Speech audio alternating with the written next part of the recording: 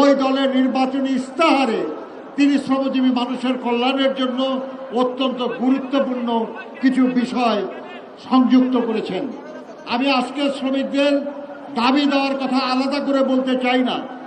আমি বলবো এই কথা, শহীদ জিয়া যা করতে চাইতেন, দেশনেত্রী বেগম জিয়া যা করেছিলেন বা করতে চাইতেন, এবং বিএনপির নির্বাচনী ইস্তাহারে শ্রমজীবী মানুষের কল্যাণে যেসব কিছু করার প্রতিশ্রুতি দেওয়া হয়েছে, সেইটুকু পাওয়া গেলে আমার শ্রমজীবী কর্মজীবী মানুষের আপাতত আর তেমন কোনো সমস্যা থাকবে না।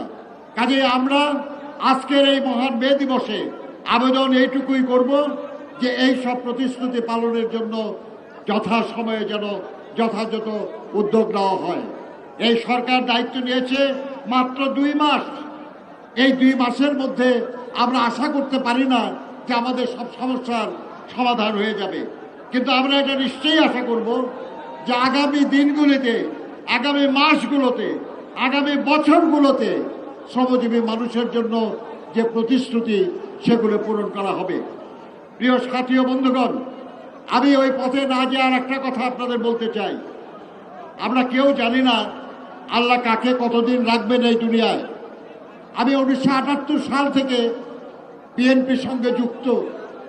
আমি শ্রমিক দলের প্রতিষ্ঠা 1978 সালে ডিসেম্বর থেকে আপনাদের সঙ্গে কাজ করেছি। ভুল ত্রুটি হয়েছে, কিন্তু সাথেই ছিলাম আপনাদের। আমি আজকের এই দিনে আমি আপনাদেরকে ধন্যবাদ জানাই যে আপনারা এই মে দিবসে একটা বিশাল সমাবেশের আপনারা সম্ভব করে তুলেছেন। আপনাদের উপস্থিতির জন্য ধন্যবাদ শ্রমজীবী জনগণ এবং আমাদের দলের আরো নেতাকর্মী ভাই বোনেরা। সবার কাছে আমার একটা আবেদন আছে। আমি এই আবেদন কি রাখতে পারি আপনাদের কাছে বন্ধুগণ? আমি একটা আবেদন করতে পারি। খুব সহজ কাজ, কিন্তু যদি শহীদ জিয়াকে বাঁচিয়ে রাখতে চান, যদি দেশনেত্রী বেগম খালেদার স্মৃতি ধরে রাখতে চান, যদি সত্যি তারেক রহমানকে ভালোবাসেন, তাকে সফল দেখতে চান, তাহলে আমার এই আবেদনটা আপনারা মান্য করবেন। আজকে এই মহান মে দিবসে এই মুহূর্তে নিজেকে দায়ে সাক্ষী রেখে সিদ্ধান্ত নিন যে আগামী 1 বছরে মাত্র 2 জন মানুষকে, 2 জন সহকর্মীকে, 2 জন সাথীকে বিএনপির কর্মী হিসাবে পরিণত করবেন। মাত্র 2 জন। পারবেন না? পারবেন তো? আজকের এই সমাবেশে যদি 3 লক্ষ লোক হয়ে থাকে, আর যদি আপনারা প্রত্যেকে 2 জন করে যদি আরো সাথী জোগাড় করতে পারেন, তাহলে আগামী মে দিবসে 9 লক্ষ মানুষ হবে এই সমাবেশে। যারাই আমাদের বিরুদ্ধে ষড়যন্ত্র করছে তাদের বকাবকি গালাগালি করার দরকার নাই।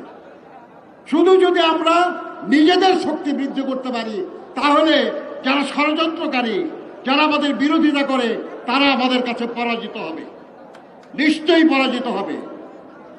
বাংলাদেশের শ্রমিক আন্দোলনের নেতা কর্মীরা ভাবুন যে আপনাদের কারখানায়, আপনাদের প্রতিষ্ঠানে, আপনাদের ইউনিয়নে যদি আজকে 200 সদস্য থাকে, আর আগামী 1 বছরের মধ্যে যদি একজন আর 2 জনকে সাথী করতে পারেন, তাহলে আপনার 600 সদস্য হবে।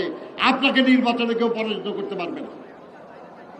আর যদি সব জায়গায় আমাদের সহকর্মীরা বিজয়ী হয়, যদি আমাদের ছাত্র দল, যুব দল, স্বেচ্ছাসেবক দল, মহিলা দল, ওলামা দল, যত সংগঠন আছে, কৃষক দল, তারা যদি প্রত্যেকেই একজন সারা দেশে মাত্র 2 জন 1 বছরে যদি সাথী বানাতে পারেন, যদি সদস্য বানাতে পারেন, যদি কর্মী বানাতে পারেন, তাহলে এই দলকে, এই সংগঠনকে কেউ কোনোদিন বিচ্ছিন্ন করতে পারবে না।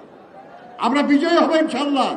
আর বিএনপি টিকা থাকলে, বিএনপি শক্তিশালী হলে শহীদ জিয়া বেঁচে থাকবেন, বেগম খালেদা জিয়া বেঁচে থাকবেন, তারেক রহমান জনগণের কল্যাণে যে সারা দিন রাত পরিশ্রম করছেন, তার এই